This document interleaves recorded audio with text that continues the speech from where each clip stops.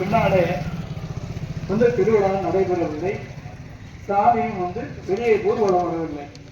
அது ஊர்வலம் வர வேண்டும், அனைவருக்கும் உரிமை வேண்டும் என்பதற்காக இந்த உண்ணாவிரதத்தை துவக்கி இருக்கிறோம். இந்த உண்ணாவிரதம் நீடிக்கும்.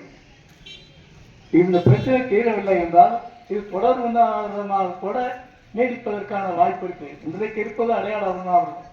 தொடர்ந்து எங்களுடைய பிரச்சனை தீரவில்லை என்றால் நாங்கள் தொடர்ந்து உண்ணாவிரதம் இருப்போம். இந்த உண்ணாவிரதத்தின் மூலம் நாங்கள் எதையும் தனிப்பட்ட முறையிலே செய்வதற்கான நோக்கத்தில் அல்ல. இறைவன் வீதி விழா வர வேண்டும். அப்படி வீதி விழா வருவதற்கு ஒரு சிலர் மட்டும் உரிமை கோரி நாங்கள் தான் அதை செய்வோம், நாங்கள் தான் தொடுவோம் என்கின்ற முறையில் சொல்லுவதால் மற்றவர்கள் எல்லோரும் ஒன்று கூடி நாங்கள் அனைவரும் சேர்ந்து இதை செய்வோம் என்று அழைக்கிறோம். அவர்களையும் சேர்த்துதான் அழைக்கிறோம்.